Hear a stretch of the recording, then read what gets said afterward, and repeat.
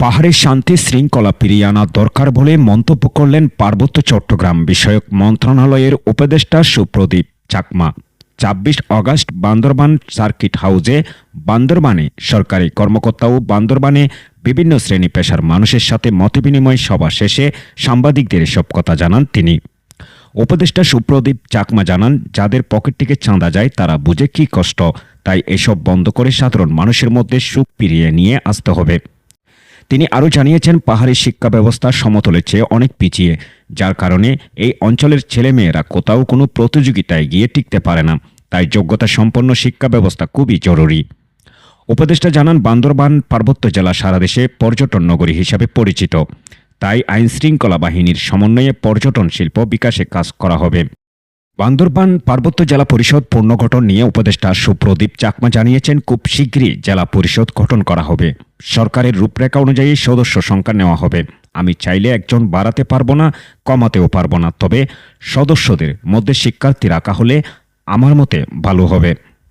যৌথ অভিযানে কেএনএফ সন্দেহে মা বোন শিক্ষার্থীদের আটক করে কারাগারে পাঠানো হয়েছে। তাদের মুক্তি দেওয়া হবে কিনা সাংবাদিকদের এমন প্রশ্নের জবাবে সুপ্রদীপ চাকমা জানান, বিষয়টি নিয়ে আমরা চিন্তা করছি। তাদের বিষয়ে আইনগত কোনো জটিলতা আছে কিনা সেটা দেখা হবে। তবে সকলের সমন্বয়ে জনগণের মঙ্গলের জন্য অন্তর্বর্তীকালীন সরকার পাহাড়ে উন্নয়নে কাজ করবে বলে জানিয়েছেন। বিশেষ করে যোগ্যতা সম্পন্ন শিক্ষা, জীবিকা উন্নয়ন ও পরিবেশের ভারসাম্য রক্ষায় কাজ করা হবে।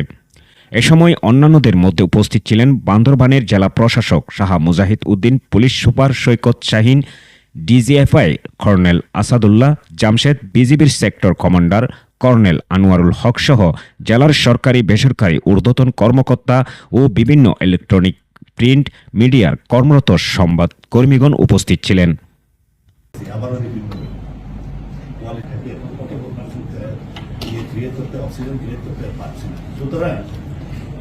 কোয়ালিটি এডুকেশন, লাইভলিহুড ডেভেলপমেন্ট এবং এনভায়রনমেন্ট খুব জরুরি এই এলাকার জন্য কাজ করার জন্য।